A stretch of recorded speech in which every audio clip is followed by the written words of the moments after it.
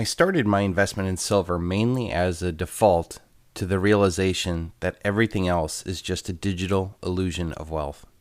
Through my study of history, financing, and psychology, I saw that all the money in the world, the very units that we use to buy all other assets, is simply a debt instrument owed to privately owned central bankers.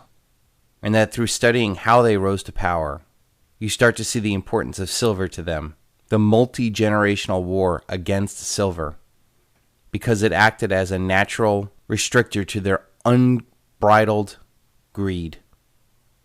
I saw silver as the diversification from all these digital illusions of wealth, and that the very valuations of all these assets depended solely on the creation of more and more debt and death throughout the world. I saw how ominous their power was and pervasive, and that there would be no systemic change.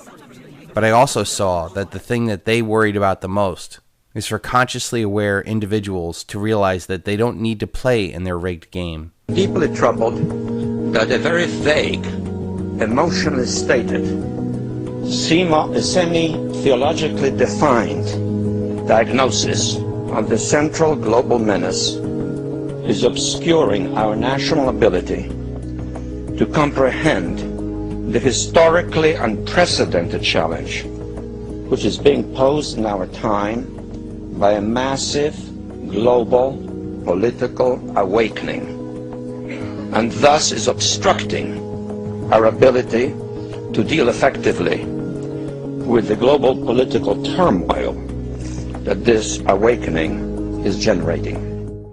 That they can take their wealth outside the system and save in the real form of money that they have deprived humanity with for generations.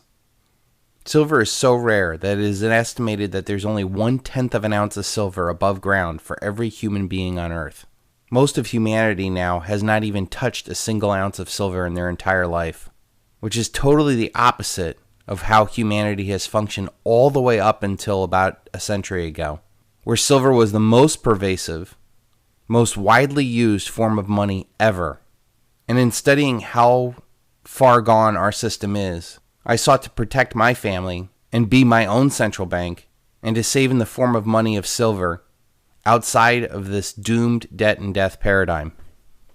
When I started stacking silver, I bought the most ounces for the least amount of money as I could, only to realize that my wealth was then tied to a manipulated paper silver price, and that my silver would never gain in premium over raw commodity value. I then saw the value of 1-ounce government coins as a smaller, more recognizable form of silver to the 100-ounce bars that I once collected. But soon I became very bored of buying the exact same uninspired government coin. So if you don't like how something is, go out and create something better. I sought to create my own privately minted conscious designs to make silver stacking fun again. By far, the coin that I hated the most was the Canadian maple leaf. On one side, you have a boring maple leaf, and on the other side, you have an elitist criminal whose family has invaded 9 out of the 10 countries in this world, whose family supported the rise of the Nazis, and today is one of the world's largest landowners in the world. I didn't like what governments were doing to our money. I didn't want to support government mints, and I certainly didn't want to support an elitist royal with her ugly resting bitch face on the back of my silver.